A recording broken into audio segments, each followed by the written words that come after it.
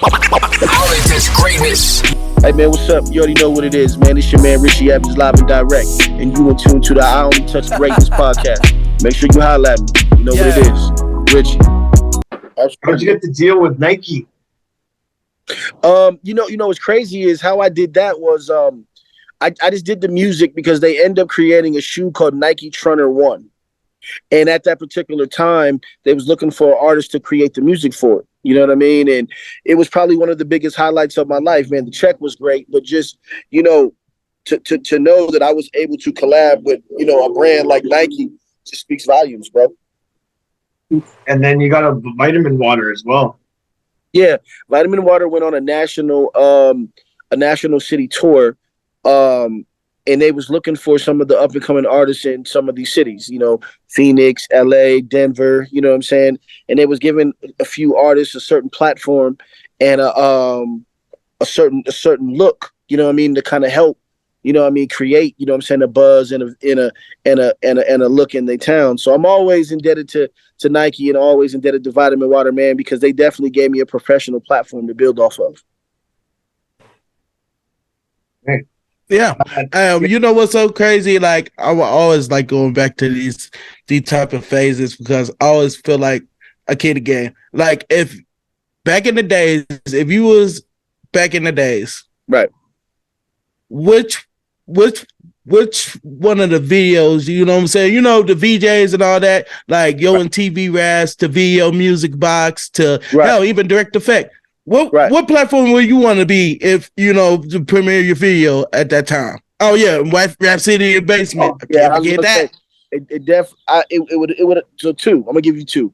It would have had to be 106 in Park, and it would have had to be Rap City the Basement. Yeah, those were the good days.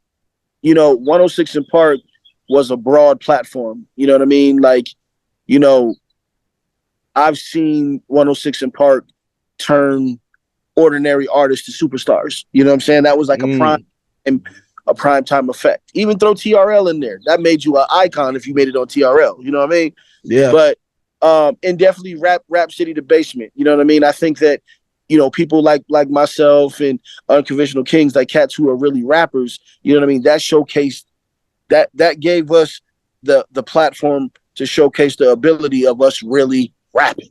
You know what I mean? Right. Really going bar for bar and really leveling up to show people like, hey, Buddy's not just no, you know what I'm saying, no, you know, radio rapper. You know what I mean? Buddy can go bar to bar with some of the, you know, elites out here. So I definitely would have to say TRL, 106 in Park, and Rap City the Basement. Man, y'all know what Richie would have killed on? Which one? Richie would have killed on the Wake Up Show back in the day. Ooh, Sway and Tech. Ooh. Oh, yeah, absolutely. Richie would have. They would have put one of them super smooth. They could have put anything on. Richie would have killed in that era on the Wake Up Show, man. Man, yeah. Shout out to Sway. Yeah, big shout out to Sway.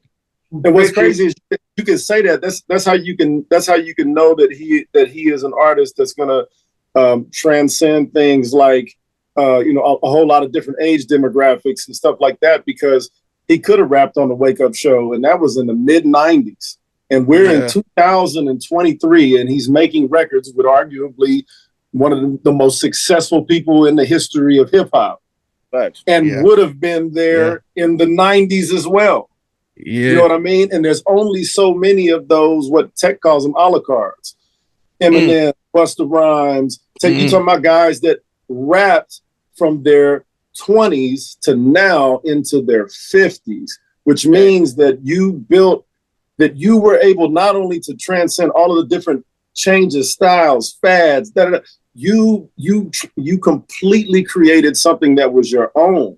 Yes, you know what I mean? And the only way that you can do that is if you can have somebody that's sitting there. You know, I've seen it in this city, man. They pull up next to you and they're literally bumping that song, and it could be anybody. You turn to your left, it could be an 18-year-old kid, it could be a 45-year-old dude sitting there, and that's how you know when you really got something. That's why Rick Ross says yes to a song.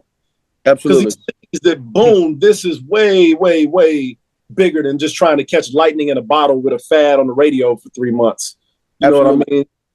You know, and then have a label or something tell you that they spent $1 million on it to get you on the radio for 3 months, and it wasn't. You know what I mean? Like all of that, those types of games, man. It just Richie's ability will takes that shit out of the equation.